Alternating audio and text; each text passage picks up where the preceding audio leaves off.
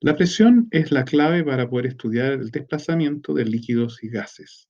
Por ello, primero vamos a introducir lo que es el concepto de la presión hidrostática, o sea, hidro, líquido, agua, por ejemplo, y estática en que no hay desplazamiento, o sea, es el motor del futuro desplazamiento, pero todavía lo estamos estudiando sin que se desplace propiamente tal. Veamos ahora cómo podemos entender eso considerando una columna de agua. La columna de agua tiene una sección S, una densidad ρ, que en este caso si es agua es ρ de W, y una altura H. Si yo quiero estudiar cómo ella ejecuta presión sobre el sistema, debo estudiar primero su volumen, y su volumen es básicamente la sección multiplicado por la altura, vuelvo atrás, la sección multiplicado por la altura nos da el volumen. Y ahora yo puedo estudiar la fuerza que ejerce ese volumen de agua sobre la superficie que está apoyándose. Esa fuerza va a depender de la gravedad, básicamente, y eso significa de que ese volumen tengo que pasarlo a masa y con la masa por G yo voy a obtener la fuerza que está actuando, porque la fuerza gravitacional es masa por G. Veamos entonces cómo pasamos a masa. Tenemos el volumen, pero también tenemos que el volumen multiplicado por la densidad nos da la masa. En consecuencia, si tengo la densidad y tengo el volumen, puedo obtener la masa.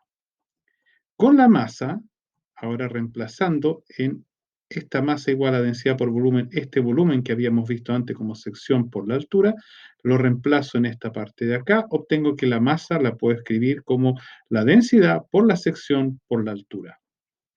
Y con eso, la fuerza finalmente, si tomo esta, masa igual a densidad sección altura, voy a tener que la fuerza, que es igual a masa por G, la puedo escribir como sección por la altura, por ρ y por G. En este minuto sabemos en consecuencia cuál es la fuerza que está actuando sobre esta superficie, pero va a depender del tamaño de la superficie. En consecuencia, más allá de estudiar la fuerza, nos interesa la fuerza por sección, y eso es básicamente la introducción del concepto de presión. Si yo tomo la fuerza y la divido por la sección, me da la cantidad de fuerza por sección que estoy teniendo, y eso es lo que nosotros denominamos presión, que en particular en este caso es la presión estática porque no hay desplazamiento.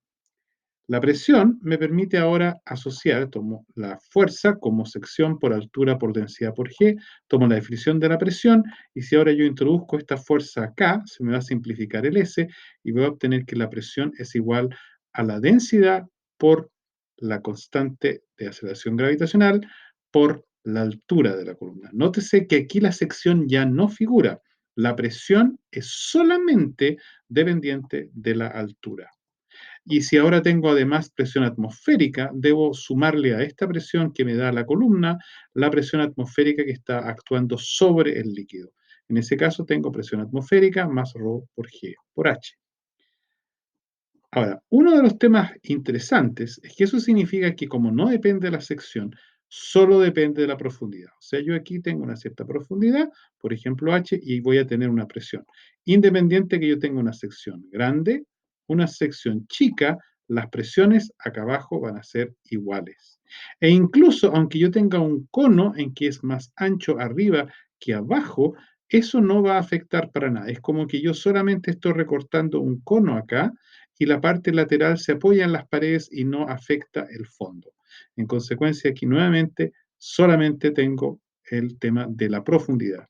Eso incluso cuando aquí se angosta, o más paradojalmente, cuando yo tengo aquí una parte angosta y después una parte ancha. En particular, uno puede estudiar lo que es la llamada paradoja de Pascal, en que yo podría tener aquí un volumen normal y aquí tener sencillamente una pajita muy delgadita, pero muy larga, y con eso generar una inmensa presión acá abajo. Y este es un experimento que aquí se hizo en Princeton y que vamos a estudiar brevemente para poder comprender eso.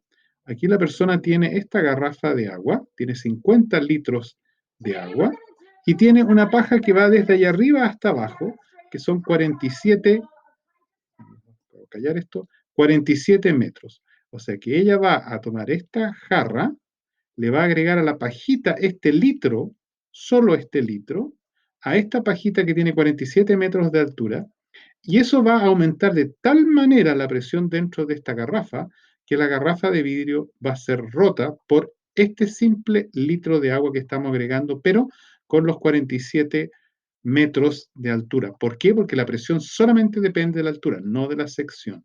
Y de hecho aquí se le agrega y se rompe. O sea, el efecto es dramático. Un solo litro agregado a esta garrafa, pero a través de una columna que tiene 47 metros y observamos cómo se rompe.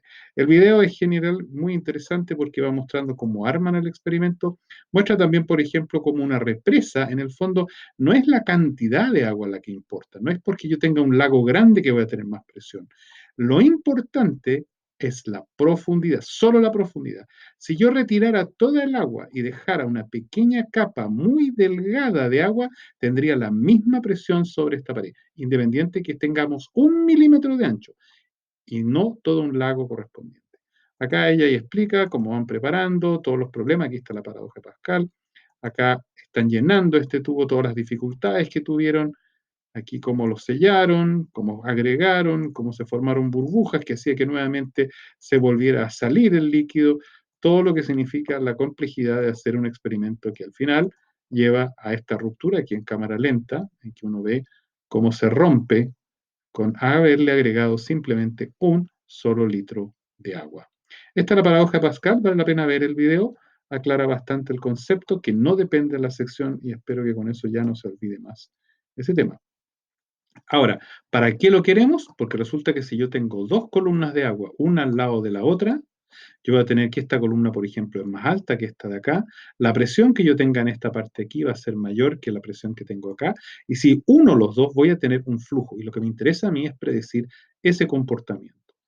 Tengo la diferencia de alturas, que voy a volver atrás, es esta, H1 menos H2. Es esta la pequeña diferencia que yo tengo. Tengo la diferencia de presión, que se da por el efecto que yo tengo una presión P1 mayor que una presión P2. Y ahora yo puedo calcular la variación. Sencillamente yo tomo la diferencia de presión, P2 menos P1, reemplazo que es la presión como la fuerza en 2 partido por la sección en 2, menos la fuerza en 1 partido por la sección en 1, reemplazo aquí lo que es la sección, que me va a quedar la sección 1 por la altura 1, rho g, en este caso 2 primero, menos 1, factorizo lo que son los coeficientes, la S se me va a ver simplificado, factorizo el ρ y el G, y al final voy a tener a este lado de acá la diferencia de alturas, por lo cual la diferencia de presión entre las dos columnas va a ser igual a la densidad del líquido por la constante de aceleración gravitacional por la diferencia de alturas. Con eso tengo la diferencia de presión y ahora puedo tratar de buscar la forma cómo se va a desplazar a través de ese pequeño tubito entre las dos columnas. Veamos primero lo que es el concepto de flujo.